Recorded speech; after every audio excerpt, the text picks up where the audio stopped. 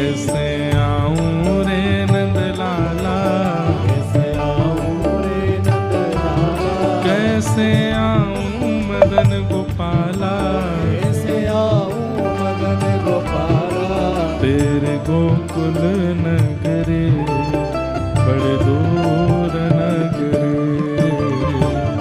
दूर नगरी बड़ी दूर नगरी,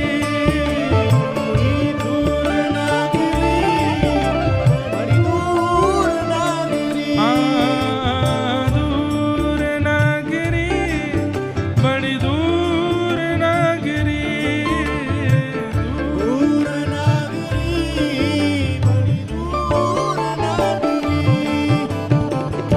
सुदामा जी सोए हैं एक नदी के तट पर आंख खुली तो पहुंच गए द्वारिका। जैसे ही देखा कि सोने की नगरी चारों ओर, किसी से पूछा ये कौन सा नगर है, किसी ने बताया ये द्वारिका है। आप ठाकुर जी के दरबारों से जाके बोले भैया हमारी तन की स्थिति देख के यूं मत समझियो कछु मांगवे आए हैं, हम वास्तव में आपके द्वारिकाधीश कृष्ण के बाल सखा हैं, हमारो नाम सुदामा है, हम उनके साथ सांदीपनी गुरुकुल में पढ़े हैं, हम केवल उनसे मिलने आए हैं, बहुत समय हो गए मिले नहीं हैं। अगर वो अति व्यस्त हों तो उनको जाके आप परेशान मत करना, कोई खिड़की ऐसी राजमहल में हो जहां से वो दिख जाए, मैं तो बस देखने आया हूं, पत्नी को वचन दिया है कि मिलके आऊंगा, पर दिख भी जाएंगे तो दिखना भी मिलना ही माना जाएगा, देख करके मैं चला जाऊंगा और पोटली दे जाऊंगा, उनको दे देना, बड़े आदमी हैं, नहीं मिलने का समय हो तो। द्वारपालों ने धक्का नहीं दिया, ये कॉन्सेप्ट पता नहीं क्यों हम लोगों को बताया गया कि द्वारपालों ने धक्का दे दिया, सुदामा जी को पीछे फेंक दिया, नहीं, ऐसा नहीं हो सकता। भगवान द्वारिकाधीश के द्वारपाल हैं, इतने शिक्षित भी नहीं है तो फिर काय बात के द्वारपाल।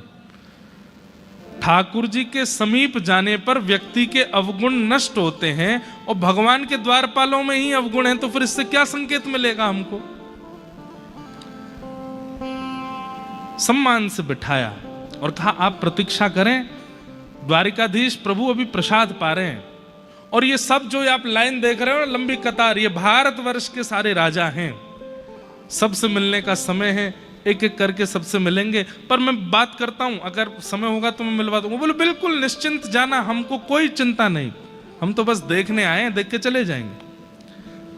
द्वारपालों ने भीतर जाके ठाकुर जी को बताया, भगवान इतने राजा खड़े हैं, इतने महाराजा खड़े हैं, इतने ये खड़े हैं, इतने वो खड़े हैं, सबके ठाकुर जी भोजन पाते जा रहे हैं, सुनते जा रहे हैं। बोले अच्छा है, खड़े रखो, मिलेंगे। बोले प्रभु एक दीनहीन सा ब्राह्मण आया है, पतले दुबले से हैं महाराज, हड्डी तो ऐसी हैं उनके शरीर की उंगली पे गिन लो, और वस्त्र ऐसे हैं कि जगह जगह से चूहों ने और जाने किन किन ने कतर रखे हैं, रफू करा रखे हैं उन्होंने। अपने आप को आपका बाल सखा बता रहे हैं। तन की स्थिति और परिस्थिति से तो लगता है कि लक्ष्मी हीन है, पर ललाट का तेज देख करके लगता है कि कोई नैष्ठिक ब्राह्मण है, त्रिकाल संध्या करते हैं। उनकी वाणी की गरिमा और वाणी में जो शब्दावली है उससे पता चलता है कि वो शिक्षित हैं, पढ़े लिखे हैं। आपके बाल सखा अपने आप को कह रहे हैं, और उनकी इच्छा तो वैसे मिलने की है, लेकिन कह रहे हैं कि अति व्यस्त हूं तो दूर से दिखा दीजिए। उन्होंने अपना नाम सुदामा बताया है। ठाकुर जी कवल ले रहे थे मुख की ओर, और जैसे ही सुदामा नाम सुना वहीं रुक गए। बोले मेरे मित्र सुदामा आए हैं बाहर। बोले जी, मेरे बाल सखा सुदामा सांदीपनी गुरुकुल में जो मेरे साथ पढ़े वो आए हैं बाहर। जी जी प्रभु, उन्होंने यही परिचय दिया अपना। और तुमने उनको क्या उत्तर दिया? बोले हमने उनको बैठा दिया है बाहर, जहां लोग प्रतीक्षा गृह में बैठते हैं वहीं वो बैठे हैं, आपकी प्रतीक्षा कर रहे हैं। इतना सुनते तो ठाकुर जी ने कवल छोड़ा और अपने आसन से कूदे। बोले मेरे मित्र सखा सुदामा आए हैं और तुम उनको भारी छोड़ करके आ गए। दौड़ने लगे श्री द्वारिकाधीश। एक दौरी पार करें, दूसरी दौरी पार करें, नेत्रों से अश्रुपात हो रहे हैं और बस कहते जा रहे हैं, मेरे सखा सुदामा आए हैं, मेरे प्राण धन सुदामा आए हैं, मेरे जीवन धन सुदामा आए हैं, मेरे प्राण सखा सुदामा आए हैं।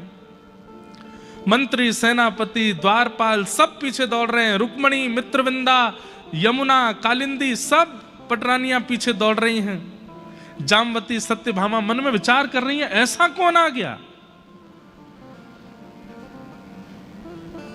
कुरुक्षेत्र में पता चला था कि यशोदा मैया यहां आई हैं, तो ठाकुर जी व्याकुल हुए, भागे नहीं। लेकिन ये कौन आया है जिसके लिए ठाकुर जी भागने लगे? द्वार पर जाकर के जैसे देखा, प्रतीक्षा गृह में अनेक राजा बैठे हैं, सब खड़े होकर के जय जयकार करने लगे। सुदामा जी उठ करके खड़े हो गए, भैया कहाँ भयो? बोले द्वारिकाधीश आ रहे हैं। सुदामा जी ने जैसे भीतर देखा तो दोनों भुजा पसारते हुए दौड़ते हुए श्री द्वारिकाधीश आ रहे हैं। मेरे सुदामा, प्राण सुदामा, जीवन सुदामा, और दौड़ते हुए आकर के अंक में भर लिया सुदामा जी को। सुदामा जी के लिए ये स्वप्न से ज्यादा था।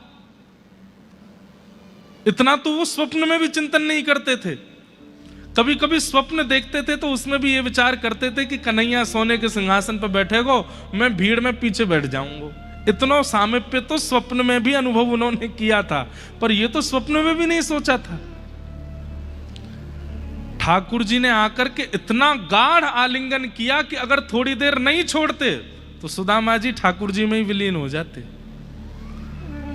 अंक में भर लिया। अंक में भर करके थोड़ा सा ढीला करके सुदामा जी को पीछे करते हैं और फिर मुखमंडल देखते हैं, सिर पे हाथ घुमाते हैं, गाल स्पर्श करते हैं, फिर अपने हृदय से लगा लेते हैं। फिर थोड़ा दूर करते हैं, फिर देखते हैं, फिर हृदय से लगाते हैं, फिर दूर करते हैं। सुदामा तुम सच में आए हो? बोले हाँ लाला मैं आ गए हो। फिर हृदय से लगा लेते हैं। ऐसा प्रेम, पूरी द्वारिका के नेत्र सजल हो गए। आज बड़े बड़े महाराजा खड़े थे, कोई सोने का रथ लेकर के आया, कोई सोने का सिंहासन लेके आया है, कोई मणियों से जड़ित प्रतिबिंब लेकर के आया है, सब खड़े हैं। फटी सी पोटली में चावल लेके सुदामा आया, उसको ठाकुर जी अंक से लगा रहे हैं। रुक्मणी आदि सब आश्चर्य कर रही हैं। उदार तो श्री कृष्ण हैं, पर इतने उदार हैं ये आज पहली बार पता चला। भगवान के हाथ में अभी भी सब्जी रोटी के कुछ भाव लगे थे। सुदामा जी का मुख खोलो, कुछ खाया सुबह से? बोले सुबह तो कह रो लाला 15 दिन आएगे कछु ना पायो। 15 दिन पहले भात बनो घर में, दही में मिला के पायो, वाके बाद नहीं पायो। अपने हाथ में लगे हुए तिनके आदि जो थे सुदामा जी के मुख में दिए, तो चलो संग प्रसाद पाएंगे। और ऐसे कंठ बिल्कुल कंधे पे हाथ धर के, हाथ पकड़ करके सुदामा जी को लेकर के चल रहे हैं। ठाकुर जी इशारे करते हुए चल रहे हैं, रुक्मणी आदि सब लोगों को पुष्प वर्षण करो, गुलाब जल का छिड़काव करो, नगाड़े बजाओ, पूरी द्वारिका में आज मिठाइयां बंटवा दो, मेरा सखा सुदामा आया है। और सबसे कह दो मध्याह्न समय में राजसभा में पूरी द्वारिका नगरी इकट्ठी हो, सुदामा जी को प्रणाम करने आए सब लोग। लाला मैं जा योग्य नाऊं, तू ऐसा मत करे। अरे मोह काय को प्रणाम करो? बोले देखिए द्वारिका के भाग्य खुलेंगे आपको प्रणाम करने से, और मैं जानता हूं आप किस योग्य हो, चलो भीतर चलो। ले गए। सब स्तब्ध हैं, देख करके सब हैरान हैं। ठाकुर जी लेकर के गए। ठीक है, आचार्य चरण भी कथा में पधारे तो उनके लिए विशिष्ट सिंहासन है। यहां पर विशेष जन आते हैं, सबके लिए ऊपर व्यवस्था है। पर कोई अति विशिष्ट हो या फिर ठाकुर जी आ जाएं, उसके लिए अधिकार है कि व्यास जी खिसक के अपने बगल में बैठा सकते हैं, यहां बैठो। केवल ठाकुर जी को, वैसे तो आचार्य चरण भी बैठ सकते थे, पर उनकी हमें डर लगता है वो बैठ जाएंगे तो हम उड़ जाएंगे यहां से। नहीं तो व्यास मंच की बड़ी मर्यादा है, यहां प्रधानमंत्री भी आ जाए हम उठ नहीं सकते। भक्तमाल की कथा हो, भक्त चर्चा हो, वहां उठ सकते हैं, बाकी यहां जब तक आरती नहीं हो जाए हम उठ नहीं सकते। नियम तो यह भी है पंडाल गिर जाए तो भी नहीं उठ सकते, आरती करके ही उठ सकते हैं। प्यास लगे, भूख लगे, कुछ हो जाए, यहां से उठ नहीं सकते। बीमार हो जाए, सिर दर्द हो जाए, बुखार आ जाए, नहीं उठ सकते। विसर्जन भागवत जी को प्रणाम करके पुष्प छोड़ के तभी उठ सकते हैं। आसन की अपनी मर्यादा होती है। लेकिन ठाकुर जी ने तुरंत सुदामा जी को लेकर के गए और द्वारिका के जिस आसन पर श्री कृष्ण विराजे आज तक, और किसी ने इसका, भगवान के बालक भी नहीं बैठ सकते उस आसन पर, उस आसन पर ले जाकर के भगवान ने सुदामा जी को बैठा दिया। ये दृश्य देख करके द्वारिका के राजा उग्रसेन कहते हैं, ये वही कृष्ण हैं जो मथुरा की राज्य गद्दी से उठा करके कंस को फेंक देते हैं, और ये वही कृष्ण है जो द्वारिका की राज्य गद्दी पर सुदामा दीन ब्राह्मण को बिठा देते हैं। इनसे ज्यादा योग्यता कोई नहीं जानता कि कौन किसके योग्य है। सुदामा जी तो शर्म के मारे व्याकुल हो रहे हैं। बोले लाला जी सब कहा कर रहे हो तू? बोले बिल्कुल चुपचाप बैठे रहो, मुंह पतो मैं कहा कर रहा हूं। लुकमणी जी को आज्ञा कि वो परात लाओ, ठाकुर जी अब ब्राह्मण देवता आए, चरण प्रक्षालन करना है। बंधुओं, हम लोग भूल गए हैं कि ब्राह्मणों का, संतों का, वैष्णवों का सत्कार घर में कैसे होना चाहिए। ठीक है, आपको अपनी तरफ से प्रस्तुत करना चाहिए, वो ना स्वीकार करे ये उनकी इच्छा। सबसे पहले घर आते ही उनके चरण धोइए। चरण धो करके वो मना कर दें अगर कि नहीं धोने, तो जिद मत कीजिए, व्यवस्था आप अपनी पूरी रखो। जैसे हम चरण नहीं धुलवाते, लेकिन कोई भी ब्राह्मण आपके घर आवे, कोई भी संत आवे, वैष्णव आवे, चरण धोइए। उसके थोड़े बिंदुओं को सब परिवारी जन छिटकिए। अरे कुछ भी नहीं है, ब्राह्मण तो हैं, कुछ भी नहीं है, एक विरक्त तो है, कुछ भी नहीं है, वैष्णव तो है, अरे कुछ भी नहीं है, तिलक लगा के ठाकुर जी का स्मरण तो कर रहे हैं, इसलिए पूजनीय है, वंदन करो। फिर आरती करो, सुंदर चौक पुराओ, माला पहनाओ, और ये विचार करो कि मेरे आराध्य ठाकुर जी ही इनके रूप में आए हैं घर पर। हम आपको एक बात बता रहे हैं, कई बार ऐसा होता है कि मान लीजिए कोई बहलूपिया आया आपके घर, वो है नहीं अंदर से वैष्णव, बस आ गया। कई बार आपका विश्वास, आपका सत्कार और आपके द्वारा की गई जो प्रतिक्रिया होती है, वो प्रतिक्रिया उसको बाध्य कर देती है सुधरने पर। और ऐसा पढ़ा गया आपके दक्षिण भारत में हुए कृष्ण करणामृत ग्रंथ के रचयिता श्री विल्लुमंगल जी। विल्लुमंगल जी की कथा आती है कि वो नेत्रों को वश में नहीं रख पाते थे, सुंदरता दिखी नहीं पीछे। तभी एक सरोवर के तट पर विल्लुमंगल जी बैठे थे और एक अभी नवविवाहित कन्या, नवविवाहित थी, जल भरने आई और उसके रूप माधुरी को देख करके विल्लुमंगल जी इतने मोहित हो गए, कितनी सुंदर है। उसके पीछे पीछे चलने लगे और वो तो घबरा गई बेचारी, दौड़ी अपने घर के लिए, तो विल्लुमंगल जी भी दौड़े। घर के भीतर आकर के पति से कहा, बोले मेरी रक्षा करो, क्या हो गया? बोले बाहर एक व्यक्ति खड़ा है तो साधु का भेष, पर विचार अच्छे नहीं, मेरे पीछे पड़ा है। पति ने जब बाहर देखा तो तिलक है, स्वरूप है, पटका डाला है, आदि आदि जो भी भेष वैष्णव का है। पति ने कहा अगर ये सच्चे वैष्णव होंगे तो ये सुधर जाएंगे, और अगर केवल आडंबर होगा तो फिर बिगड़ने से तो कोई रोक नहीं सकता। पति ने कहा चौक पुराओ और अंदर से माला आदि लेके आओ, आरती तैयार करके लाओ। द्वार खोला, विल्लुमंगल जी का स्वागत किया। पत्नी बोली कैसे पति हो तुम? वो मेरे पीछे पड़े थे, तुम उनका स्वागत करवा रहे हो। बोले जैसा कहूं वैसा करो, आरती करो, नजर उतारो, चरण धो, चरण जल लेकर के खुद पिया, उनको पिलाया।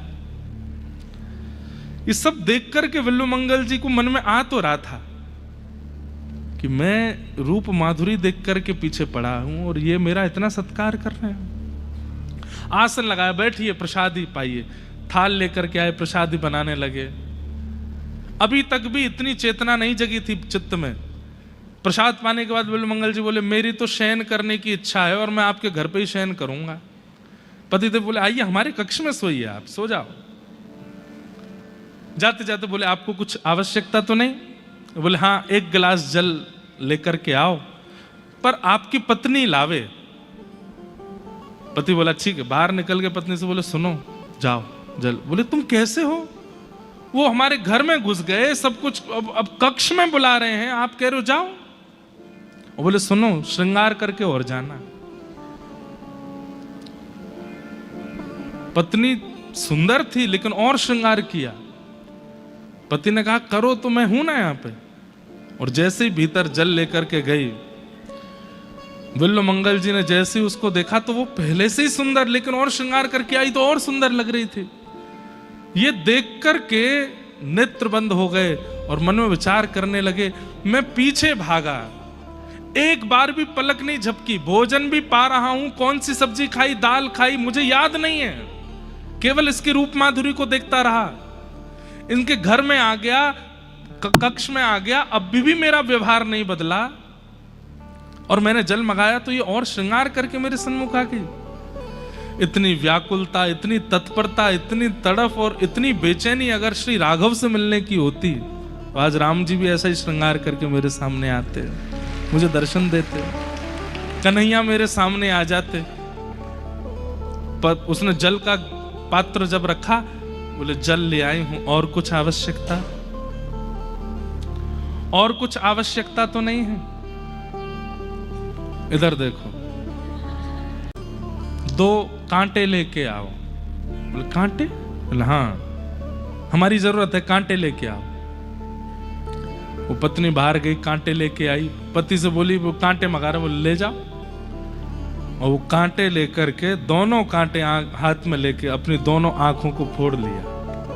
बोले इनके कारण ये विषय मेरे चित्त में आया, अब इनको नहीं रखना है। और उसी दिन से जिन नेत्रों ने उनके चित्त में विषय को प्रकट किया, उन्हीं नेत्रों को नष्ट करके विल्वमंगल जी विचरण करने लगे। अस्ति स्वस्तरुणी कराग्र विगलत कल्प प्रसूनाप्लुतम वस्तु प्रस्तुत वेणुनादल हरि निर्वाण निर्व्याकुलम स्रस्त स्रस्त निबद्धनि विविलशत गोपी सहस्त्राव्रतम हस्तन्यस्तन ताप वर्गमखिलोदारम किशोराकृति। श्री कृष्ण माधुरी का वर्णन करने वाले पहले आचार्य चरण हुए श्री विल्वमंगल जी। उन्होंने फिर ठाकुर जी की रूप गाए, ठाकुर जी का श्रृंगार गाया, ठाकुर जी की रूप माधुरी। तो आपका कई बार शुद्ध हृदय और शुद्ध व्यवहार सामने वाले को परिवर्तित कर देता है। इसलिए ब्राह्मण और आचार्य चरण घर पर आवे, खूब भाव से सत्कार करो। अगर वो उचित होंगे, श्रेष्ठ होंगे तो कृपा हो ही जाएगी। और अगर कहीं वो केवल बाना पहन के घूम रहे हैं, केवल लिफाफा के लिए घूम रहे हैं, केवल और किसी भावना से घूम रहे हैं, तो कहीं आपका आचरण और आपका जो विश्वास है वो उनको बदलने पर मजबूर कर देगा कि मैं इस योग्य नहीं हूं जितना ये कर रहे हैं, मुझे अब परिवर्तित होना चाहिए।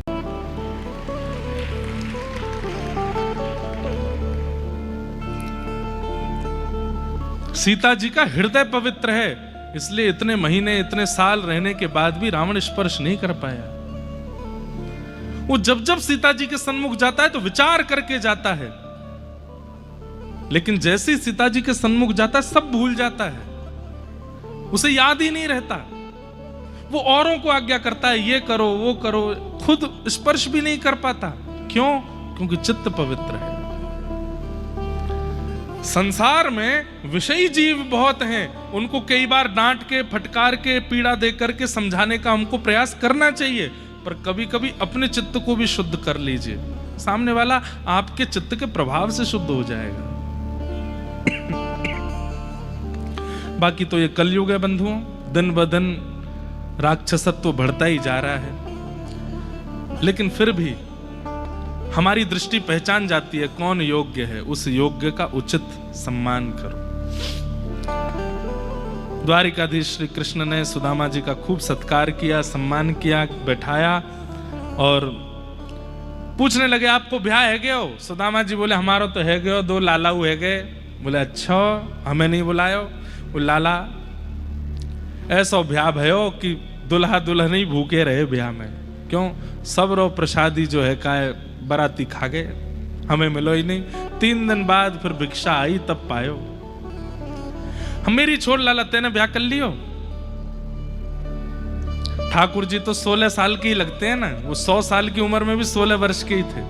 ठाकुर जी बोले हाँ हमारा भी हो ही गया। बोले ना ना लाला मैंने सुनी है तेरा ब्याह है को कौन तो ने भाभी ते तो मिलवा दे। बोले भाभी से मिलना है आपको? बोले हाँ। पक्का मिलना है? बोले मिलवा दे। बोले रुक जाओ, यहाँ नहीं दूसरी सभा में चलो।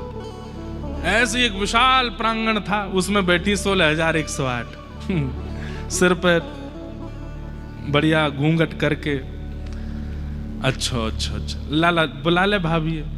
एक एक करके आ रही हैं। रुक्मणी आई, जामवती आई, सत्यभामा आई, मित्रवृंदा आई, कालिंदी आई, लक्ष्मणा आई, एक एक करके सब जाती जा रहे हैं। 500 पत्नियां प्रणाम कर गई। सुदामा जी बोले लाला इनमें तो भाभी कौन सी?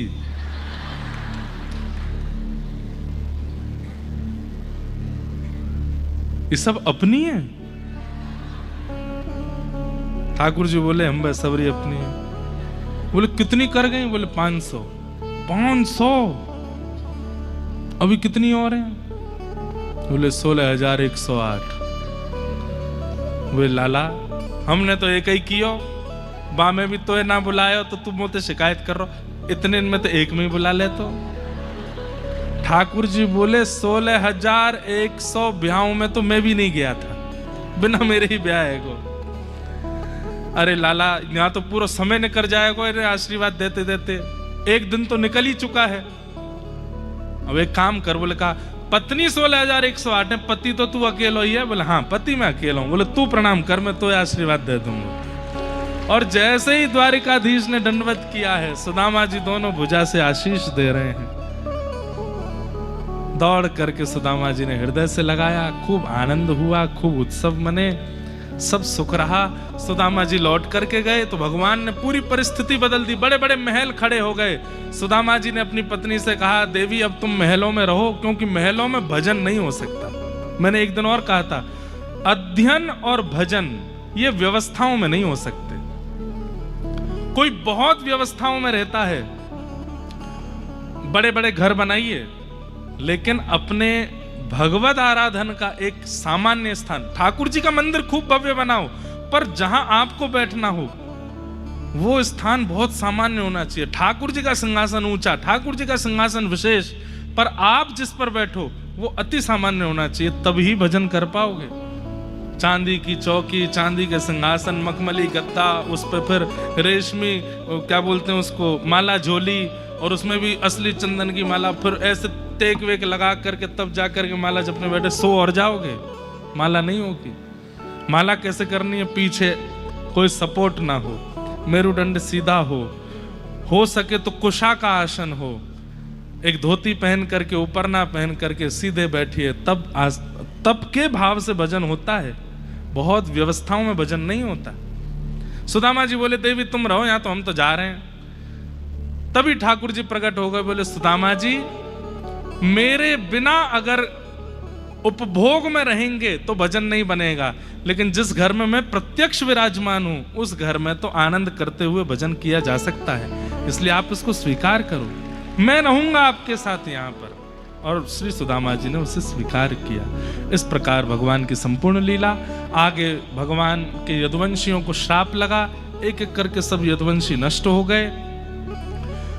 दाऊ जी क्षीर सागर में प्रवेश कर गए। भगवान ज्ञान उपदेश करते हुए श्री उद्धव जी महाराज, मैत्र मुनि आदि को कहने लगे कि अब मैं अपने स्वधाम को प्रस्थान करूंगा। तभी उद्धव जी ने कहा कि नाथ आपके प्रस्थान पर ये पूरा प्रसंग जो अभी हम जल्दी सुना रहे हैं, यही प्रसंग हम 10 अक्टूबर से पूरा सुनाएंगे बद्रीनाथ में, क्योंकि मैं जितनी बार मैंने बद्रीनाथ में कथा की है यही प्रसंग कहा है। इसे उद्धव कृष्ण संवाद कहते हैं, अति सुंदर। इसी के अंतर्गत नवयोगेश्वर संवाद आता है। मतलब किसी व्यक्ति को अगर भक्ति पथ पर ज्ञान की आवश्यकता हो तो इस प्रसंग को जरूर सुने, इतना अद्भुत है। भगवान ने संपूर्ण उपदेश दिया। तत्पश्चात उद्धव जी महाराज ने प्रार्थना की, नाथ आप चले जाएंगे तो हम किसके सहारे रहेंगे। जैसे स्वामी जी बता रहे थे, रामानुजाचार्य जी से सबने पूछा कि आपके बाद हम कैसे रहें। तब आचार्य चरण ने 4 उपदेश किए। उसमें पहला उपदेश क्या था? श्री भाष्य का पाठ करो, किसी ने कहा हम श्री भाष्य नहीं पढ़ पाएंगे, तो फिर आचार्य चरण ने दूसरी बात कही, लोक भक्तों की जो गाथाएं हैं उनको पढ़ो। जैसे मीरा जी का चरित्र है, तुकाराम जी का चरित्र है, गोस्वामी तुलसीदास जी का चरित्र है, भक्तमाल जी का चरित्र है, इनको पढ़ो। बोले इतनी भी योग्यता नहीं हो तो क्या करें? तो तीसरा कारण क्या बताया? तीर्थों में निवास करो, वृंदावन, गोकुल, बरसाना, श्रीरंगम आदि कहीं पर जाके निवास करो, उससे उद्धार होगा। और अगर कोई इतना भी नहीं कर पाए तो क्या करें? बोले भागवतों का संग करो। भागवत किसको कहते हैं? ठाकुर जी के जो हैं उनको भागवत कहते हैं। उनकी सन्निधि ले लो, उनकी सेवा करो, उनका संग करो, उससे उद्धार हो जाएगा, उससे कल्याण हो जाएगा। ठीक वैसे ही ठाकुर जी से जब उद्धव जी ने कहा कि नाथ आप चले जाएंगे तो हम कैसे रहें, तब ठाकुर जी बोले मेरी ओर देखो। देखने लगे, देखते ही देखते ठाकुर जी एक दिव्य ज्योति में परिवर्तित हो गए।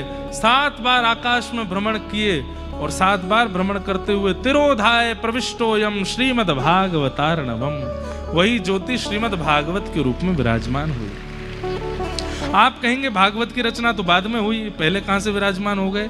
चतुश्लोकी भागवत, 4 श्लोकी भागवत पहले ही प्रकट कर चुके हैं ठाकुर जी ब्रह्मा जी को।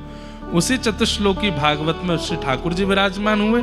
फिर उन्हीं चतुश्लोकी का विस्तार वेद व्यास जी ने 18,000 श्लोकों में परिवर्तित किया। इस प्रकार श्रीमद् भागवत जी कौन है? साक्षात श्री कृष्ण है। इनका श्रवण, इनका दर्शन, इनका संस्पर्श, ये श्री कृष्ण का दर्शन, श्रवण और संस्पर्श के समान है। भगवान ने उद्धव जी को कहा तुम बद्रीनाथ में जा, आज भी दर्शन होता है, आज भी बद्रीनाथ में विराजमान है। बड़े बड़े भजनानंदियों को आज भी दर्शन होता है। अर्जुन को भगवान ने कहा तुम मेरी अष्टपटरानियों को लेकर वृंदावन किशोरी जी के पास चले जाओ। अर्जुन जाने लगे, पर बीच रास्ते में ही ठाकुर जी बेलिया का रूप बना करके आए और सबका हरण करके ले गए, अर्जुन को यह बताने के लिए कि मेरे बिना तेरा गांडीव धनुष भी किसी काम का नहीं है। अर्जुन चाह करके भी रक्षा नहीं कर पाए, सबको ले गए। यहां अर्जुन लौट करके हस्तिनापुर आए, आकर के सबको बताया कि भगवान श्री कृष्ण लीला पूरी करके चले गए हैं।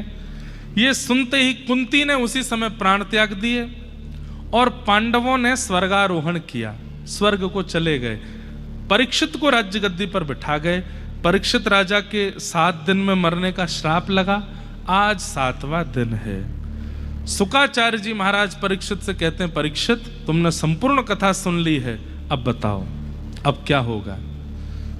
त्वम तु राजन मरिष्येति पशु बुद्धिम इमाम जही। मैं मरूंगा, ये पशु बुद्धि मेरी नष्ट हो चुकी है, मैं नहीं मरूंगा। मैं तो एक नित्य मुक्त शुद्ध आत्मा हूं जो कथा सुन करके अपने देह से विलग हो चुका हूं। अब ये देह मरेगा, मैं तो भगवत प्राप्ति करूंगा, ठाकुर जी के धाम को जाऊंगा।